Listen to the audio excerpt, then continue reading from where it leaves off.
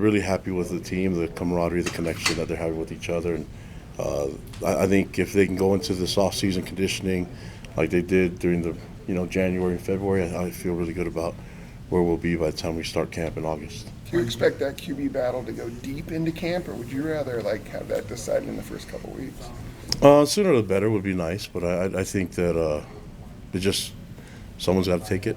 I think looking at the playing field right now, I'm sure A-Rod talked to you guys about it. You can see the positives from both of those guys. In the meantime, other guys are stepping up, like Bourget and Finnegan. So, more to just keep competing. I think it's done some really good things for Jake, and it's done some really good things for Gary as well. So, are these guys mature enough to handle a quarterback battle and not choose sides? Yeah, well, I think the key is seeing the type of character you have in both quarterbacks that are competing, the way they handle it. I mean, you can see that they're working together. They talk often, and they're good friends. And so I think they're setting the example. The rest of the team they've seen it. I mean, we have best friends fighting for position, for starting spots, so that's okay. How many quarterbacks do you think you'll take into the fall, and do you expect some to leave in this offseason? That's always the attrition's always part of the game. So now with the portal, that makes it even harder. But it's what they're allowed to do. So we just got to work with the guys that want to be here. We feel good about the guys that are going to be here, and feel good about where we're going to go from there. So I don't know the exact number. I know we had to have 4 to be able to play. So do you feel fortunate in a way that you just haven't had any season-ending injuries, despite how physical you made camp overall? Yeah, I am. Well, I mean, that's like the biggest worry for a head coach is that you're sitting and you want them to get better and you want it to be intense. You want the guys to get after each other, but there's always scares that happen, and there's some guys that got banged up that I wish didn't happen, but I don't know any other way to get better at football than to go live. I mean, we put the quarterbacks live quite a bit too, and if we're going to do what we want to do with our quarterbacks, we have to. That's just the game. I think this year more than ever, it's like that's part of training. That's why we do spring ball so early, is so that if we do have injuries, we can still, if they require surgery, we can still get them back and have them ready to roll by the time we get to fall camp. And then that month of fall camp, getting into the season, they should be okay. Do you like with that, you say you doing spring ball early, do you like the fact you guys can do exit interviews now, and then when the portal opens, guys who are going to exit versus you guys when our recruiting can all be ready to roll? Yeah, I think it works out for us, timing and school ends early here. So, I think it all works out. I think when you look at the schedule and you look at what we have in college football, we're making it work for us, and I like where we're at. So I think we're taking advantage of the schedule and the rules. And I mean, the portals it's new, but we have to adjust and make it part of our schedule and part of our system. Kalani, as you've had a chance to familiarize yourself with the Big 12 for this past year, do you feel like you've got the infrastructure, the resources, NIL, everything in place for you guys to win, or are you facing an uphill battle still? Well, I mean, I guess it depends what you're talking about specifically. So, I guess NIL, recruiting, yeah, budgets, all that. So whatever's out there, if you're trying to compare us to the guys that get the most and have the best facilities and all that, there's always going to be someone's going to be up there, right? So for me, it's like there's a move for our program to get there. In the meantime, we need to do everything we can using the resources that we have. And so that's just part of the game, man. I think everybody's trying to chase the same thing. What we have to do is do what we got and be appreciative of the stuff that we have. Know that there's a future. There's things that are coming along the way, but in the meantime, I think don't lose your gratitude and your opportunity that you have in front of you. I haven't got your thoughts on the 2024 schedule and where Utah lands. It's kind of an unconventional spot. No, early November. Do you like that? Yeah, it's the same thing. I like that they're on the schedule. I don't. Do you like the placement though? Yeah, it's not. I don't make the schedules, but if I was doing the schedules, we'd have 12 home games. So maybe one neutral site game. I don't know. The schedule's the way it is, and I think you kind of just adjust and say, okay, this is what we got. Our buys landed this time, and we'll just adjust our schedule and our training from now until we get to the time of the game. I think from the first game to the last game is like 90 days or so. So we have to take advantage of the opportunities that we have in that time, and then make sure our guys are there's a lot of science to it. So make sure our guys are functioning at the highest level, and that we can keep it a high performing level by the time, with all 12 opportunities. So, but yeah, it is what it is, man. I have no feeling either way. You know what I mean? So. How exciting is it to have Utah back in the conference? I mean, it's going to become immediately the best rivalry in the Big 12. What does that do for just excitement level around campus? I'm excited about it. I mean, you know how I feel about the program there and the fans, and I have tons of respect for Utah, and I just think that growing up and seeing this rivalry as a fan and then as a player and as a position coach, a coordinator, now as a head coach, it just makes sense to me, So I think this is, and I know it gets heated and all that stuff, and there's a lot of competition, but there's a lot of friendly interactions with both. I mean, there's a lot of guys on our program that know those guys, and when disappointing things or sad things happen, we always have each other's backs. But it's always good to compete and then have that high level of respect. So we're excited about getting them on schedule. I think there's a bye for both teams before the game, so I don't know how the fans will deal with that. I mean, I thought it was kind of interesting that you're going to have 2 weeks of fan interaction before the game, so that'll be a fun 2 weeks for you guys. but I mean, it's really cool to have that game back in and really excited, especially not having it the last couple of years. So And meaningful. Yeah, and it's just going to be a lot of fun. So I'm looking forward to it. This is one of those rare seasons where you guys have a double bye during the season. Would you be an advocate moving forward to have 2 byes in the college football season? Yep, if they let us have 2 byes, I would be all for it. So I mean, if they gave us 14, 15 games, I would be happy with that too. So I mean, I just want to play as much football as we can, and I mean, I wish football was year round. I wish in spring ball we could have 2 to 4 games right now. It'd be fun because we actually beat each other up and we get after it. We go live quite a bit, and so it'd be nice to. And then just for 15 practices straight, you kind of get sick of it. And but I don't. But I think the players get sick of going against each other all the time. But it's football, man. I don't think there's anything better than that. Maybe March Madness can hang in there a little bit, but yeah. How much of your role now, Kalani, as a head coach, is spent on fundraising for NIL? Like, what percentage would you say?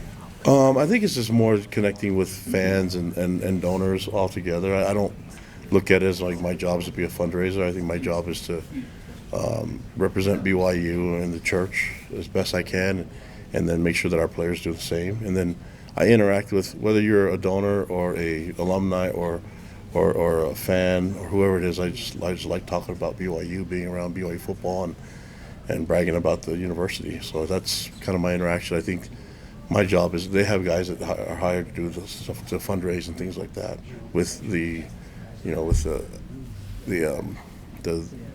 athletic donors and the Cougar Club and LDS Philanthropy. All those guys are experts at that. I just hang out here and hang out with you guys and coach football. You were talking about the transfer portal, and this is a decision-making time as the portal opens up again. How do you approach internal recruiting? Well, I think so there's attrition that happens where guys, they want to move on. I think this happens in most places where they want to move on because they want to play, or they just don't feel like they want to be here anymore. And so before there was a portal, I was always open for that. I would sign any waiver to allow a player to transfer and even play against us. The transfer portal came way after I was doing that already. So when you say, how do you feel about it, I think the players should have that opportunity to do that. And I think you as a head coach should run a program and create a culture so that the guys want to be part of it. When in terms of NIL and things like that, and what can help retain players, I would hope that they want to be a part of this experience, that they can see that they're a part of something bigger than just themselves, that they get to represent the Church of Jesus Christ of Latter-day Saints, and whether they're a member or not, and they get to be in a faith-based institution where we talk about the gospel of Jesus Christ, we talk about serving others and charity work, things like that. And it's not for everyone, but it is for the guys that want to be here. And I'm really proud of the guys on our team and what we represent. So we're just going to keep moving with that, and it's unique and different, but I think it's something that can really be a competitive advantage for us. Coach, do you feel like you checked all the boxes in spring ball moving to that? Well, I have to watch some of the film. I wanted to be competitive. We had to scale back a little bit. I think the original goal was to get some live work in today, but I think with all the live work that we've already had, we saw enough. We just want to get more situational football. We wanted to do a lot of. We did 2 minute. We want to do some second down, play the third, see if we go for it on fourth or we punt. I mean, we did a lot of different things. So I like the situational part. I want our guys to think like about football. I want their football IQ to increase. So I want them to always think about football and think like a coach. So even guys that are not, I don't know if you guys saw, but you had like guys like Cody Epps and other receivers, Chase Roberts, that were helping the younger guys. That's something that's really important. And actually, Norm Chow reminded me of it when he was here for the clinic. Is just that the best teams, and I sit there and listen to the 84 teams, that the best teams of the peer-to-peer learning takes over. And so it was nice to see that happen. And I think we've always tried to get that going. And so as far as check the boxes, I mean, that if the culture is thriving and moving, then we'll be fine. And I don't think the program's not going to be about one player and we have one coach. So we just keep rolling together. And I feel good about the practice, where we were at practice 1 to where we finished today. I feel really good about where we're at. A-Rod Anything said he was keeping you really up? impressed with the running game. Yeah. He said that maybe it took the biggest jump forward this Yeah, week. big difference. I mean, those offensively, the run game and the tight ends being multiple threats. I mean, we have a good number of tight ends, and being able to do a lot of things with them was really important. And then I would say those two things really help our offense. I think T.J. Woods has done an amazing job with the O-line. Now, he's not happy about he's just not – O-line coach is never happy about everything. And, you know, so it's always – you're going to hear him say we need a lot of work, but I like the improvement that I've seen from those guys. And there's a good veteran group, but there's a good amount of young guys that can play there too. And then I think tight ends. I think Kevin's done a great job with the tight ends.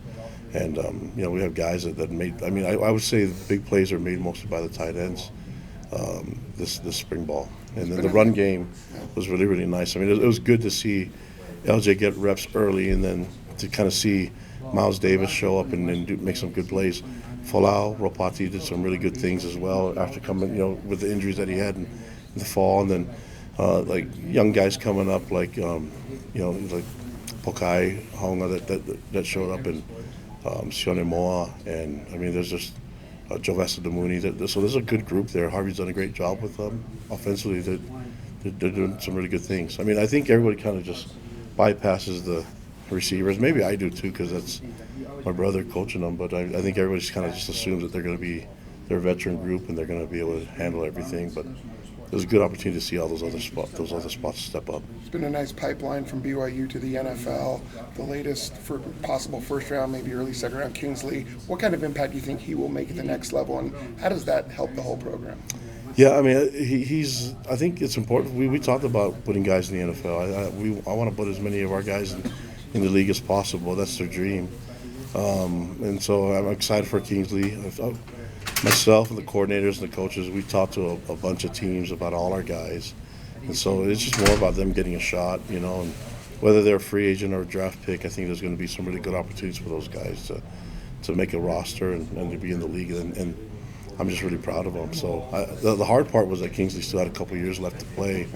So, and then, you know, same with Puka had a year, Jaron had a year. So get these guys to just stay a little bit longer. That'd be easy for me, but I have to be able to support them and what they want to get done. So thanks for asking that. I think there's going to be some really good guys getting opportunities. Kalani, what do you make of the Big 12 taking Pro Day and making it a league thing versus an individual sport? I haven't had much time to look at it, but it seems to be going really well there. So, I mean, our guys, they trained really hard for it, and I think you have to expect some things going to be, you know, a little bit rough with the first time, but from what we're hearing from our guys, they're enjoying it and they like the experience. So it was just different for us because we used to make a big deal about our Pro Day and we used to show it off a lot. So it's just, you know, our marketing group and everybody that used to be involved with that, they have a lot more time on their hands. So we might have to send them to go get some NIL work or something going. Hey guys, last one for Kalani. Besides that toddler you got at home, is anything keeping you awake at night regarding this football team? Man, I honestly, guys, this is a dream for me. So I get to have so much fun coaching, and I know we're supposed to make it look like it's really, really hard and that everything's so difficult. That's part of the learning process. Is like we go through adversity, we'll learn and we'll get better. I'm still growing, still learning, and I'm still trying to be better and as a coach and as a father and as a husband and as just a friend, a brother, all that stuff. So we're all doing that together. You guys, it's the same thing I say to you guys. You guys get to go cover these awesome athletes and sports and get to be in these awesome arenas, and you're in the front row and you get to actually have a connection with the athletes and the coaches. So, and you guys enjoy what you do. You know what I mean? And so this is part of the experience. I would just urge everybody that's looking to, like young people, what they want to do in life, just find your passion and do it, and good things will happen. Money will show up, and a good life will show up, opportunities will show up, and I think we can all speak from experience. So yeah, there's a lot of things that keep me up, but it's also like binge watching some shows and stuff like that. So it's like I'm a normal person, guys, and I like to eat in and out just like Andy Reid and everybody else. What shows are you watching? Huh? What shows? Well, okay. I'm into the stinking food shows. So like the Master Chefs. Yeah, I don't know. It's like I like Chef Ramsay a lot. I like them all. So I'll do it all. Top Chef. I do it all. And then I find out that it's just because I like to eat. And I know. I just like, but so I could eat a meal and watch one of those shows, and then I'm like, I'm gonna try to make something, and then end up making something means I look on DoorDash and order something. But it's interesting, those shows I get a sweet tooth, and I'd rather eat, like I'm a savory guy over the sweets. But then I think my body's showing it's like I've given sweets a second chance in my life. So yeah, but it's yeah. So I like that kind of stuff, and then I like stuff that has all the episodes. I can't wait. Binge watch. Yeah, I like to watch, like, I want to watch it and then fall asleep and wake up and be like, dang it, I missed 2 episodes, stuff like that. Just normal stuff, guys.